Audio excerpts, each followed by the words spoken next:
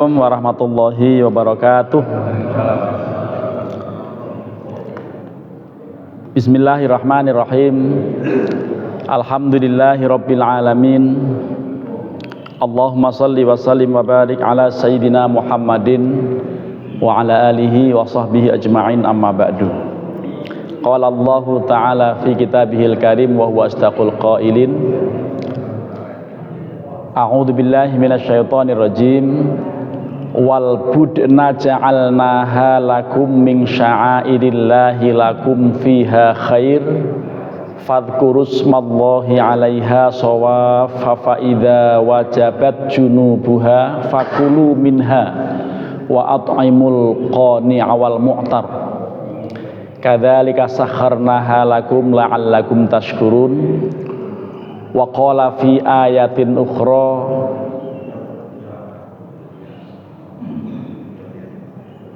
fasolli li rabbika wanhar.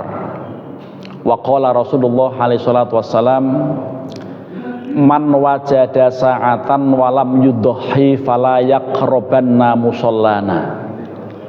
Shadaqallahul azim wa shadaqa rasuluhun nabiyul habibul karim.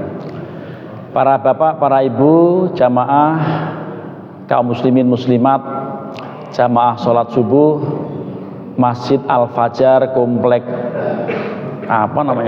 Permata Pamulang, Tangerang Selatan, Provinsi Banten, yarhamukumullah. Hari ini Ahad tanggal 26 April tahun 2026, bertepatan dengan tanggal 8 ya, kalau tidak salah 8 Dzulqa'dah tahun 1447 Hijriah. Kajian kita khusus tentang fikih kurban. Dan kalau kita inventarisir, kurban ini ibadah tertua kedua setelah nikah. Jadi ibadah yang paling tua itu nikah. Nabi Adam dan Siti Hawa itu sebelum kemudian punya keturunan sudah nikah dulu. Dalam riwayat, waktu Nabi Adam begitu kaget karena melihat di sampingnya ada orang, lalu kepingin meraba atau memegang. Kata Allah, jangan dulu, nikah dulu. Loh, nikah bagaimana? Nikah saya nikahkan, tapi siapkan maharnya. Loh, maharnya baca sholawat kepada Muhammad, gitu. Membaca sholawat 1000 kali. Kalimatnya sallallahu ala Muhammad, sallallahu ala Muhammad, sallallahu ala Muhammad, sallallahu. Itu kalau dibaca dengan ijazah nggak pernah kekurangan duit. Ya, kalau ada ijazahnya. Sallallahu. Makanya banyak mobil-mobil yang ditulis sallallahu ala Muhammad, karena dia pengen punya duit banyak. Sallallahu ala Muhammad, sallallahu. Itu begitu. Ini fakih ini sudah punya anak satu, waktu sebelum kuliah juga selama kuliah di rumah saya di pesantren, diijazahkan oleh seorang guru waktu mau nikah, baca sholawat ini 1000 kali sebelum nikah, waktunya antara isya sampai subuh. Itu nggak kurang duitnya, Pak, sambil ngutang-ngutang. Itu ikhtiar batin begitu ya. Lah, itu setelah membaca sholawat 1000 kali terus lalu menikah, dan itulah ibadah pertama. Ibadah kedua itu kedua putra Nabiullah Adam alaihissalam, namanya Qabil Habil. Diceritakan dalam surat Al-Anfal itu. Apa kalimatnya? Watlu alaihim naba abnai a'udzubillahi minasyaitonir rajim. Watlu alaihim naba abnai Adam bil haqq idh qarraba qurbanan fatuqabbala min ahadihima wa lam yutaqabbal minal akhar qala inni la aqtulannak qala innama yataqabbalullahu minal muttaqin. Ceritakan kepada umat, ceritakan pada masyarakat mengenai kisah kedua putra Nabi Adam. Ketika kedua-duanya menjalankan kurban, lalu Allah menerima dari salah satunya dan tidak menerima kurban sebagian yang lain, maka yang tidak diterima ini Qabil ya, yang akhirnya kemudian membunuh Habil. Ya, Qabil mengatakan aku akan bunuh kamu. Gitu. Nggak diterima kurbannya, bunuh. Padahal hal lain karena cemburu pasangannya itu yang lebih cantik dinikahi sama Habil. Perang dunia pertama itu ya itu, Pak. Bukan yang tahun 37, bukan. Perang dunia pertama itu antara Qabil Habil. Dan itu urusannya urusan asmara. Nah, kalau sekarang urusan Donald Trump, urusan minyak, perang itu nggak selesai-selesai itu. Ibadah tertua ketiga baru haji, karena dijalankan oleh Nabiullah Ibrahim. Tentu sholat ya, sholat itu sudah ada dari Nabi Adam. Ya, apakah sholat dulu lalu nikah? Tapi tampaknya nikah, sholat ya. Karena baca sholawat kan itu sholat juga itu.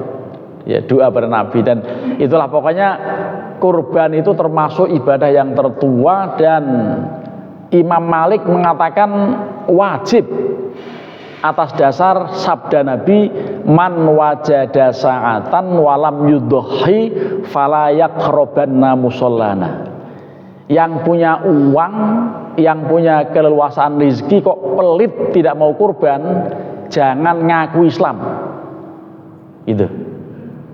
Punya duit, pelit, nggak mau kurban, nggak usah ngaku Islam. Gitu. Itu atas dasar sabda Nabi ini Imam Malik mengatakan kurban wajib. Tapi karena ulama ini ada 4 yang besar dalam bidang kajian hukum, ada Imam Malik, Imam Abu Hanifah, Imam Syafi'i, dan Imam Ahmad bin Hambal. 3 yang lain mengatakan tidak wajib, karena ada dalil-dalil lain yang mengatakan tidak wajib begitu gitu ya. Akhirnya Imam Syafi'i termasuk madhab di Indonesia ini mengatakan tidak wajib, tetapi sunnah muakkadah gitu. Lah oleh karenanya mudah-mudahan di masjid kita ini, motongnya di sini atau di RPH rencana? Di RPH. Yang sapi RPH, yang kambing di sini. Oh iya. Jadi di RPH mungkin lebih mengirit tenaga dan tidak capek ya, waktu segala macamnya. Pokoknya nanti silahkan saja. Hanya memang kemudian secara teknis perlu kita diskusikan ya. Pertama begini. Yang pertama, dalam kitab saya membaca kitab Mughnil Muhtaj jilid 4 pada babul udhiyah. Wa yusannu li muridiha, disunahkan bagi yang hendak melaksanakan kurban, alla yazila sya'rahu wala dhufruhu fi ashri dzil hijjah hatta yudhiyah.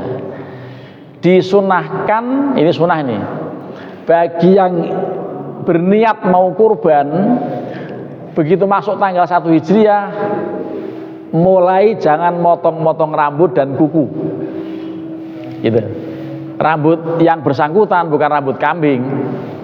Rambut yang bersangkutan jangan dipotong, kuku juga jangan dipotong. Mulai tanggal 1 Dzulhijjah. Mau mulai tanggal 1 Dzulhijjah ya, sampai dengan nanti pelaksanaan kurban dilakukan. Kalau tidak salah di kalender terhitung hari Kamis 27 Mei gitu ya. Kalau lihat kalender, lah itu sampai 10 hari dari situ jangan dipotong rambut dan kukunya.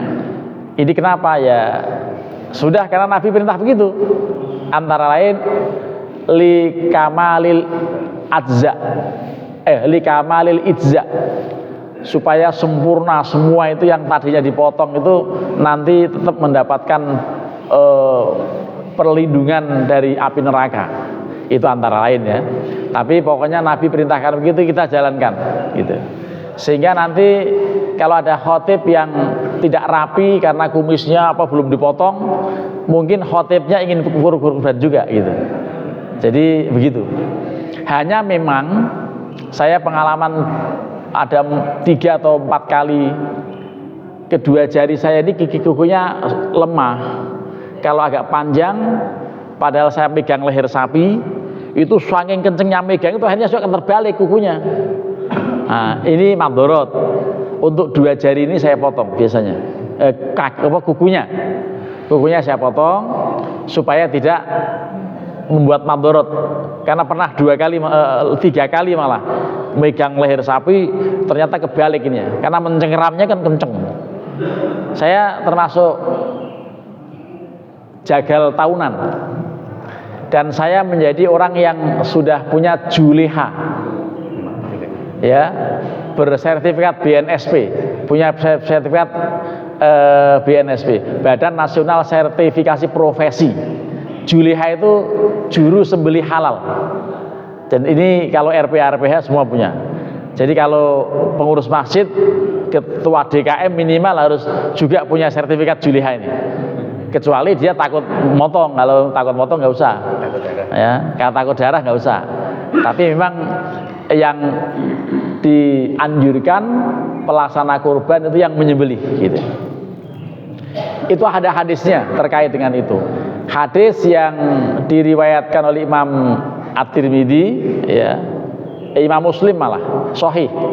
Idza ra'aitum hilala dzilhijjah wa arada ahadukum ayyudhiya falyumsik an sya'rihi wa adfarihi. Kalau sudah melihat tanggal 1 Dzulhijjah padahal berniat mau kurban, maka jangan potong-potong rambut dan kuku. Itu sabda Rasulullah. Lalu hal lain, seyogianya yang mau menjalankan menyembelih sendiri kalau bisa, kalau tidak menyaksikan, gitu. Karena Rasulullah pernah bersabda kepada Fatimah begini, qumi ila udhiyatiki fa ashhadiha fa innahu bi awwali qitratin min damiha yughfaru laka ma salafa min dunubiki. Itu sabda Rasulullah tuh. Wahai Fatimah, kamu hadir berdiri dekat dengan kambing yang mau dipotong itu, saksikan, karena tetesan darah pertama itulah, ya, kamu akan diampuni oleh Allah sebelum tetesan darah pertama menyentuh tanah. Ya, ini sunnah untuk ikut hadir. Tapi sekali lagi sunnah pun bagi yang tidak alergi darah. Ada orang yang suka melihat darah langsung pingsan, Pak.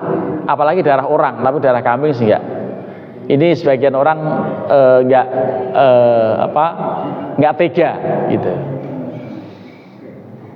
Ini karena ibadah, maka tidak usah perlu terlalu menggunakan logika. Kalau logika kayaknya kejam banget ya.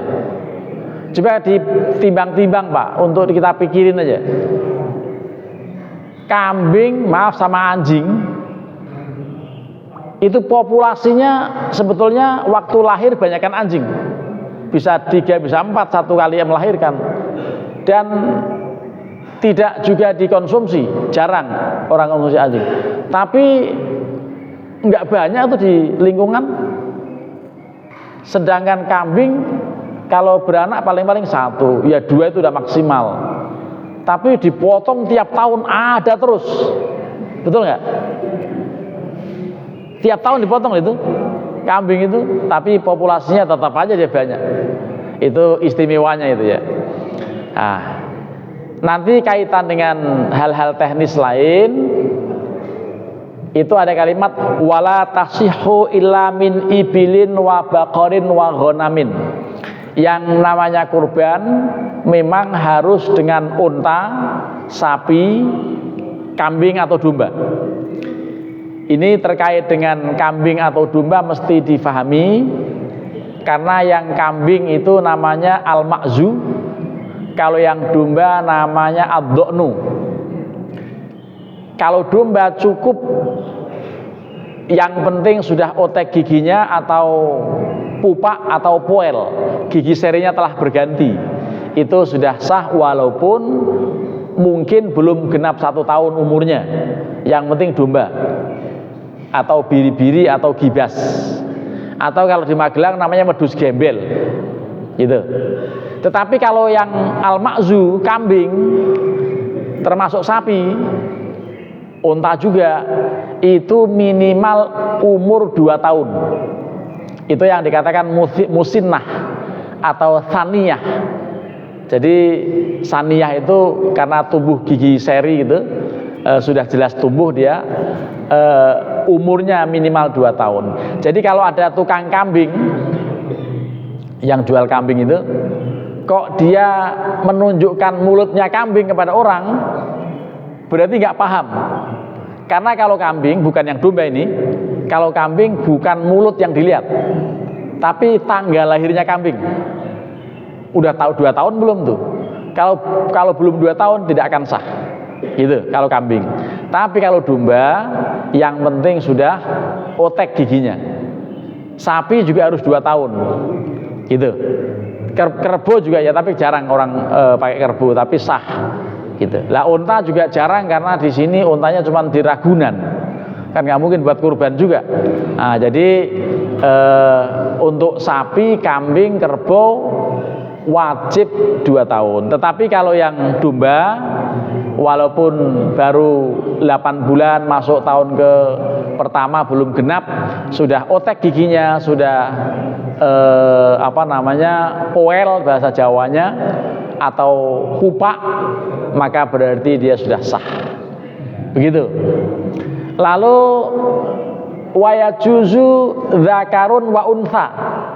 Boleh kurban dengan jantan juga betina. Gitu. Saya pernah di Banyuasin waktu mau nyari toilet, Pak, kalau yang jantan bisa loh. Ternyata di Banyuasin itu jantan untuk orang juga. Saya pikir salah, oh ternyata memang dia itu, Pak yang jantan itu loh, kok jantan sih? Laki-laki padahal. Ya, kan biasanya kalau toilet kan pria wanita. Ini jantan menyebutnya itu. Oh, ternyata di sana itu jantan buat orang juga gitu. Ya, jadi ini kalau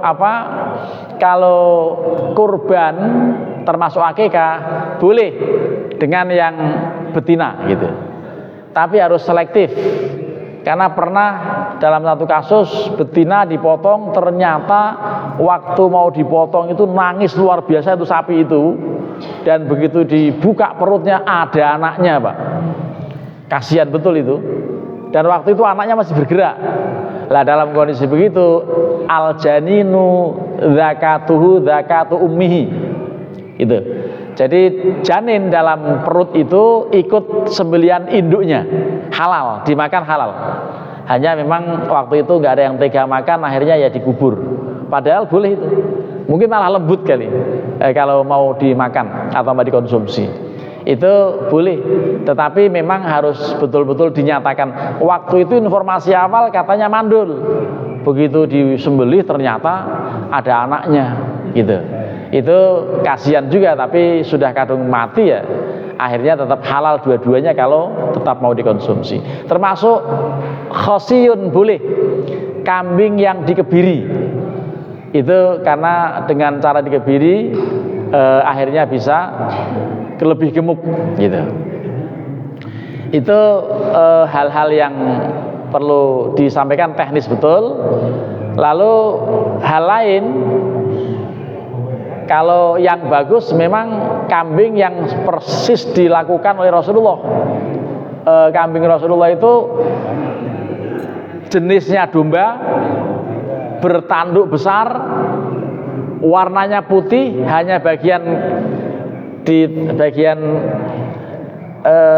matanya itu hitam, lalu bagian perutnya hitam juga, jadi kambingnya bagus gitu.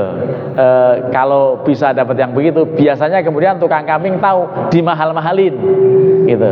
Itu kalau mau mencontohkan seperti yang dilakukan oleh Rasulullah. Bapak-bapak dan ibu-ibu, yang paling afdol, ini pasti orang setuju semua ini, 1 orang kurban 7 sapi, betul nggak? Iya pastilah. 1 sapi 7.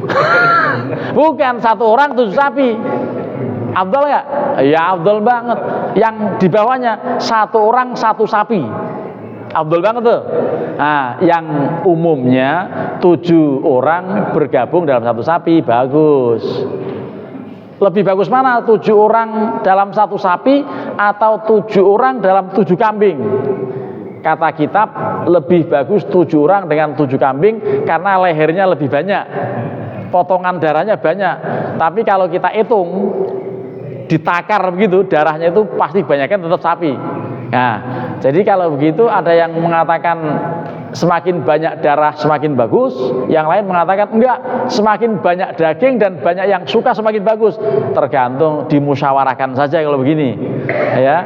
Mengenai itu dimusyawarahkan, tidak perlu ada diskusi yang gontok-gontokan. Dalilnya ada semua, ya. Dan nyatanya orang, dan ini begini, katanya kalau rombongan 7 sapi harus satu keluarga. Enggak juga, yang penting satu RT. Enggak juga, dari mana lah, nanti di akhirat Allah enggak repot mengumpulkannya. Tapi tolong jangan dilogikakan serius ya, karena kalau dipikir-pikir di akhirat naik kambing melalui jembatan Shirathul Mustaqim, ya enggak bisa lah kalau pakai logika kita. Tapi karena ini ibadah, ya dijalankan saja lah, nggak usah pakai dipikir-pikir. Karena orang kemudian, wah maksud di sana naik kambing di sini susah dinaikin begitu.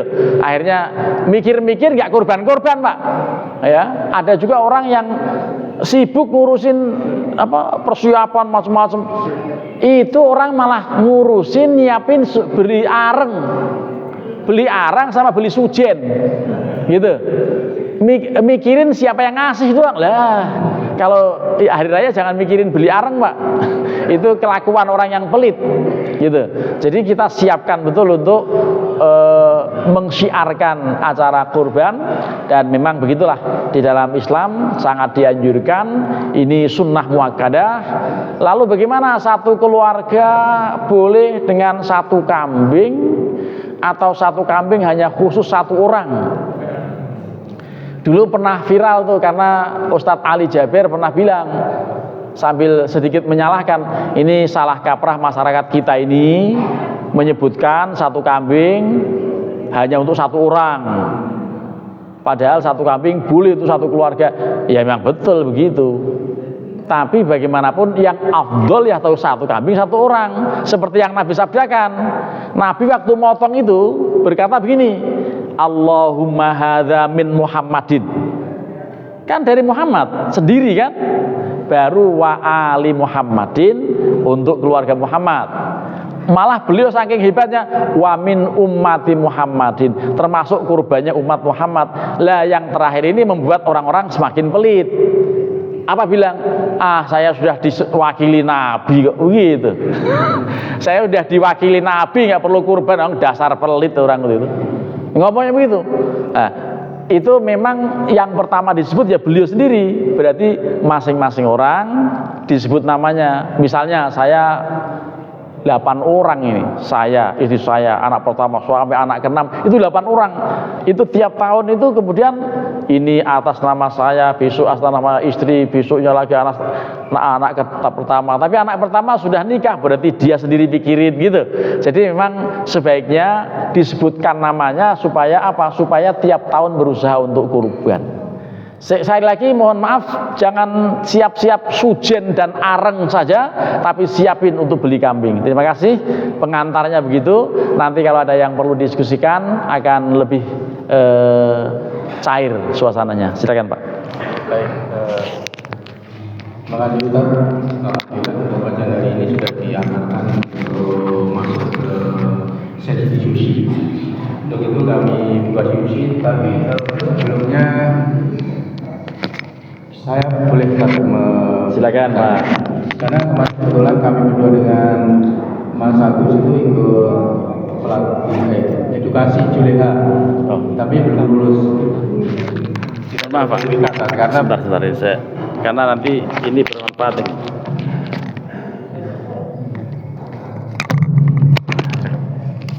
Baik, terima kasih.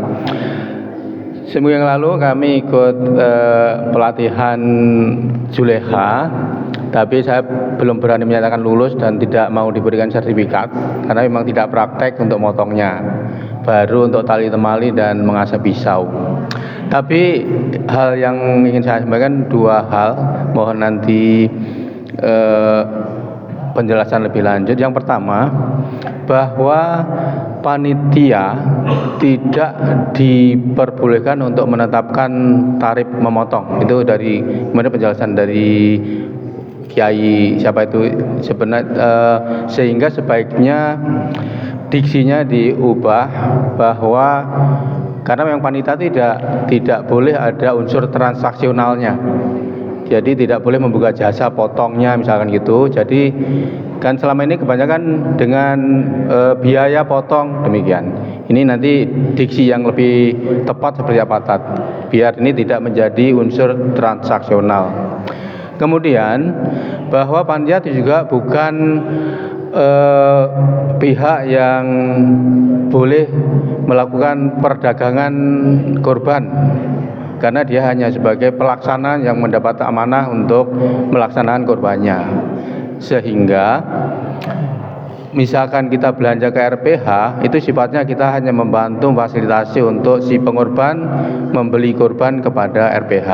Misalkan di sana masih ada selisih harga atau ada pemotongan harga, itu wajib disampaikan pada pengorban, misalkan dihalalkan untuk menjadi infak kepada panitia gitu. Itu yang dianjurkan, dan itu untuk menghindari keharaman dan dari panitia untuk hal tersebut. Itu untuk memancing di hari ini. Mohon untuk penjelasan lebih lanjut. Terima kasih.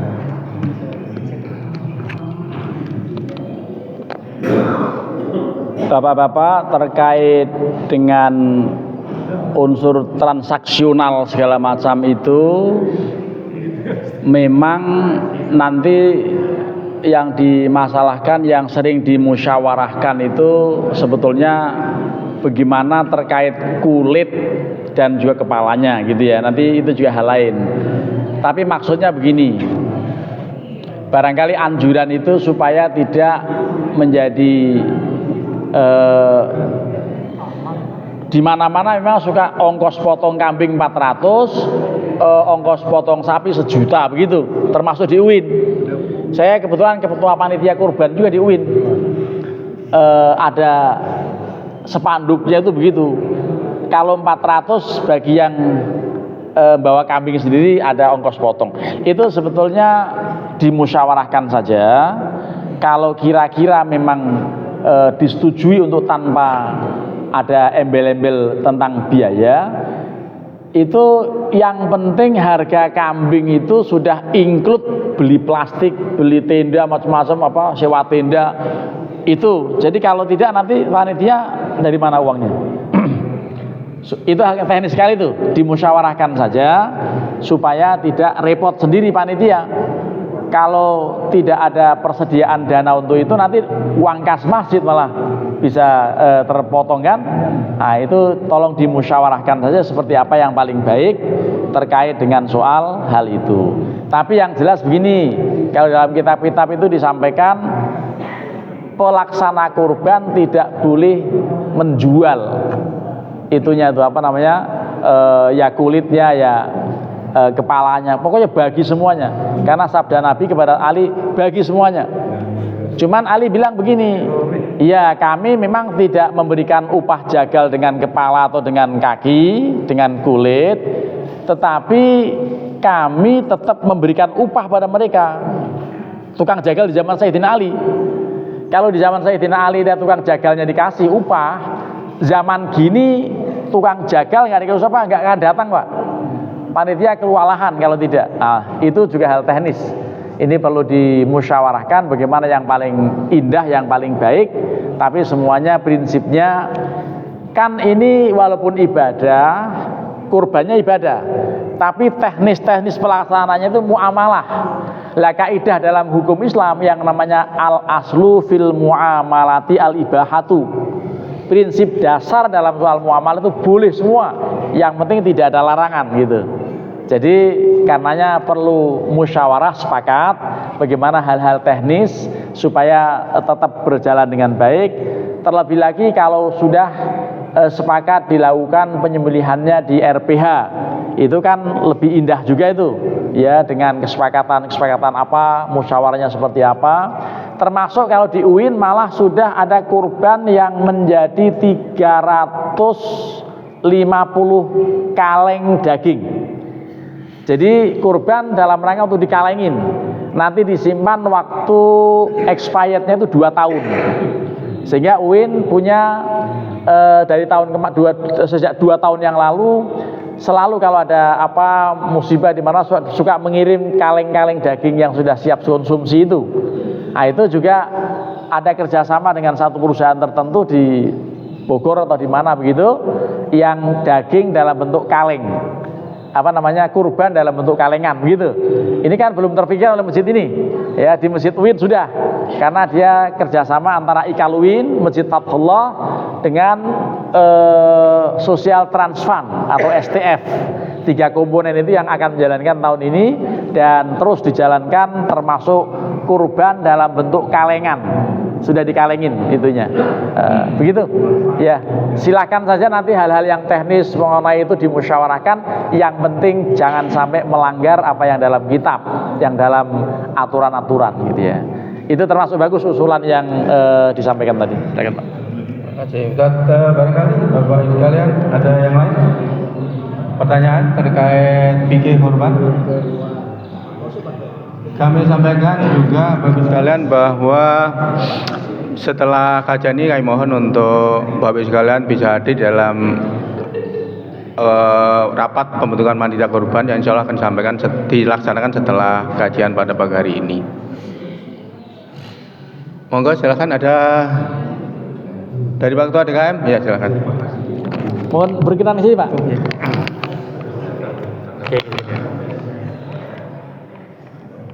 Di sini aja Pak. Ya.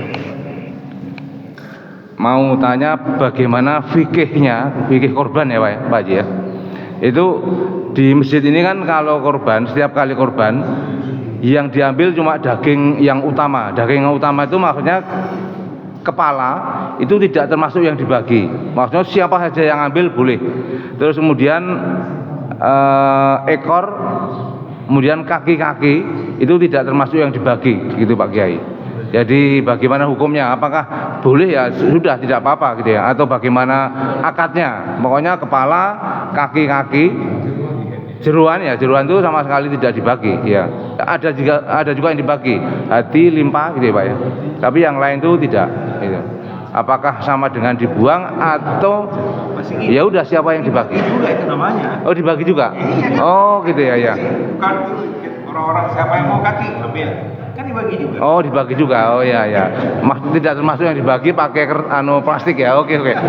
Oh termasuk yang dibagi. Saya pikir tidak termasuk yang dibagi ya ya. Alhamdulillah Bapak sudah Bapak Samidan sudah membantu saya menjawab. Maksud beliau itu tidak dibagi Plastik di kantong. di plastik yang rapi, karena itu pasti akan mengulur-ngulur waktu dan buat capek. Sementara banyak juga yang berkenan untuk ngambil kaki apa segala macam itu. Nah itu kalau seandainya rumah saya dekat masjid ini, saya ikut ngambil kepala. Nah, masalahnya deket juga nggak diantar. Karena tenaganya udah pasti nggak ada kan gitu. Nah, jadi emang itu pelaksanaan kurban itu yang penting kemudian disepakati masyarakat bersama.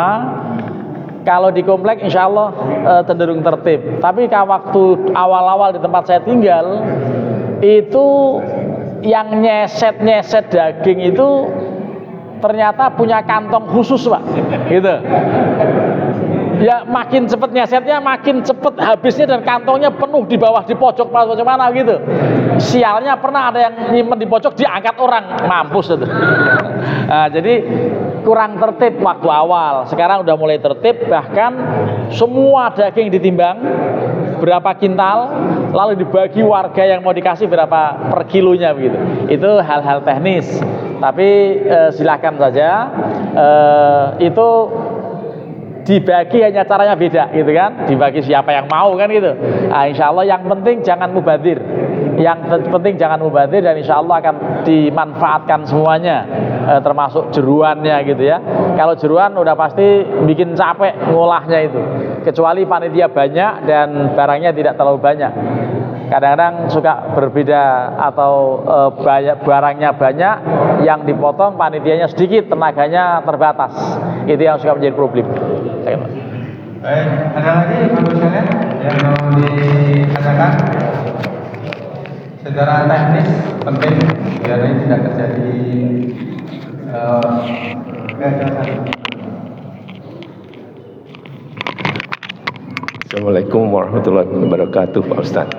Pak Ustadz, ini praktek yang sudah terjadi di Masjid Al-Fajar. Tadi kaitannya sudah dibuka oleh Pak Kuat. Yang pertama adalah selama ini untuk kulit sapinya, karena Masjid Al-Fajar pengadaannya melalui RPH, itu langsung diberikan kepada RPH-nya, Pak. Memang di RPH-nya itu menetapkan ongkos potongnya juga.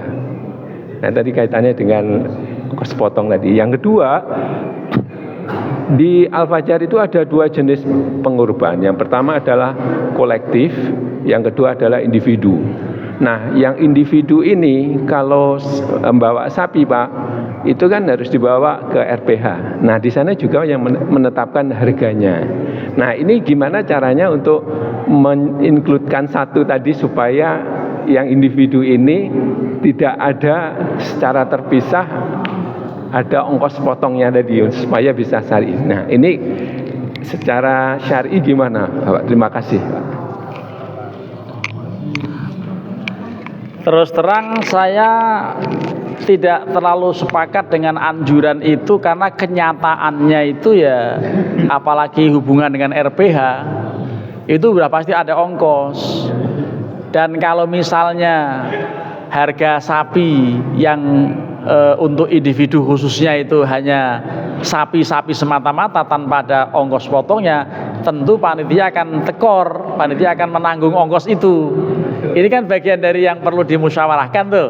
Lah oleh karenanya saya kok mensiasati begini, kalau menurut saya harga yang ada ini udah termasuk ongkos potong, nggak usah nyebut-nyebut ya. Berarti kalau misalnya harga kambingnya 3 juta misalnya, katakan disampaikan pada orang itu 3.200.000 misalnya.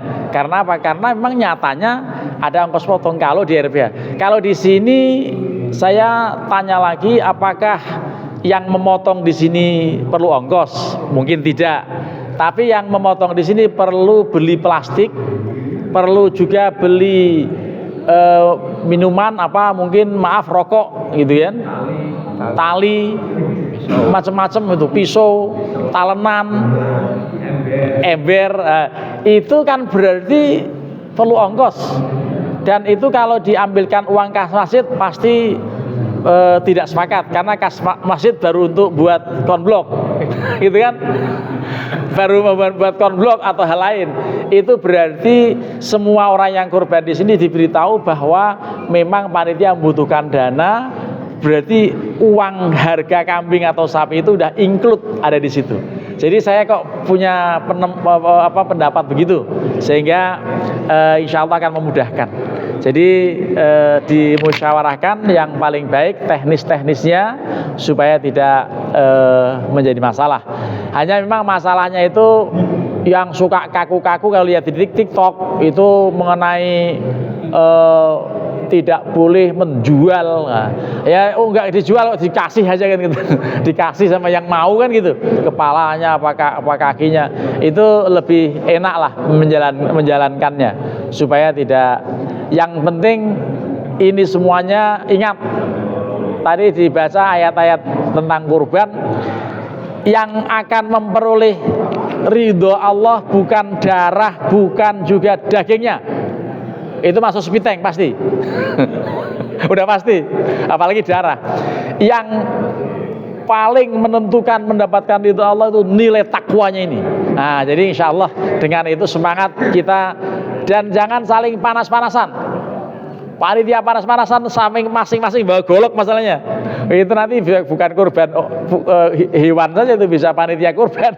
Lah oleh karenanya ini semuanya harus dari hati ke hati, insya Allah musyawarah yang damai, dan insya Allah mudah-mudahan semuanya mendapatkan perlindungan oleh Allah Subhanahu Wa Taala, dan Bapak Ibu semuanya sepakat atau gegap gempita mensyiarkan ajaran Islam yang satu ini, dan insya Allah kita semuanya sehat walafiat dalam rangka melaksanakan ibadah yang sangat mulia di bulan Dzulhijjah ini. Terima kasih. Baik, Ustaz, apakah sudah cukup?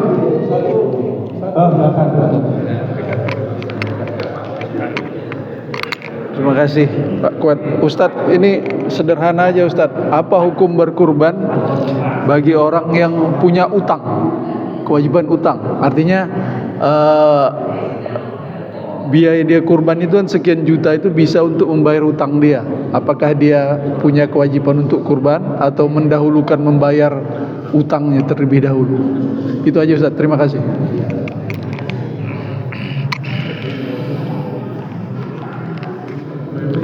Utang ada dua macam, utang yang beresiko dikejar-kejar debt collector, sama utang yang normal. Utang normal itu sudah rutin karena potong gaji. PNS umumnya termasuk yang ngomong itu gajinya SK-nya memang di BRI tapi diangkat SK-nya memang di UIN, diangkatnya di UIN tapi SK-nya di BNI. SK-nya di UIN, diangkatnya di UIN, tapi SK-nya di BNI sampai hari kiamat. Lah, itu utang yang elegan itu kan sudah rutin tuh, udah nggak terasa. Di utangnya luar biasa, membeli perluasan masjid taklim tanah itu kan luar biasa. Lah akhirnya apa? Akhirnya utang banyak tapi kurban masih bisa itu, gitu. Nah, kecuali utang yang berisiko dipanggil di intimidasi debt collector, itu bisa ditimbang-timbang. Daripada saya babak belur diurus debt collector, udahlah saya urusin dia dulu, kurban taran-taran. Nah, insya Allah bisa menimbang-nimbang mengenai hal itu, karena juga kita takut dikecam Rasulullah, punya duit gak mau kurban, jangan ngaku Islam. Itu yang masalahnya itu.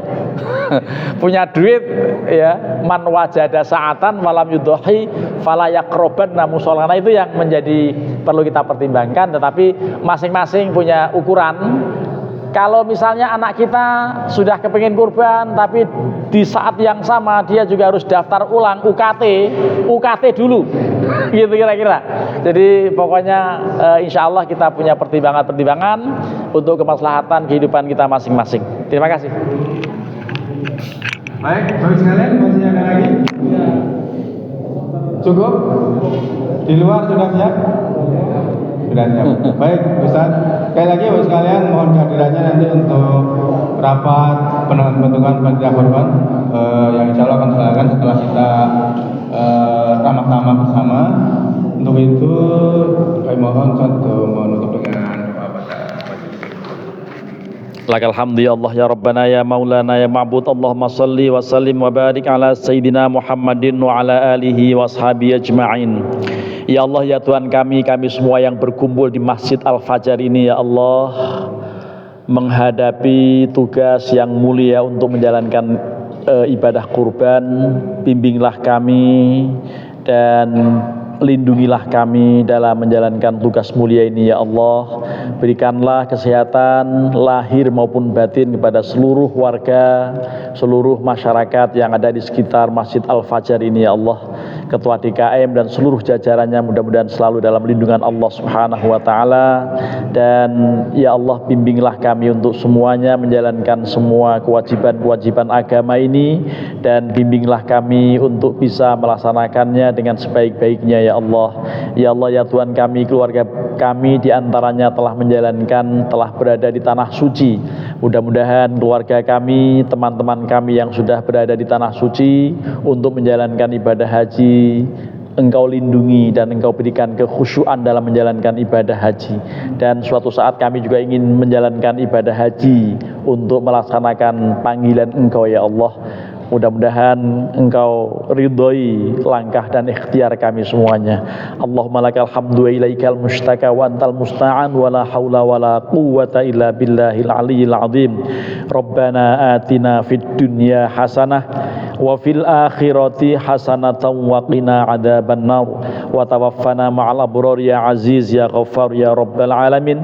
Wa sallallahu ala sayyidina Muhammadin wa ala alihi wa sahbihi wa sallam. Subhana rabbika rabbil izzati amma yasifun wa salamun alal mursalin walhamdulillahi rabbil alamin.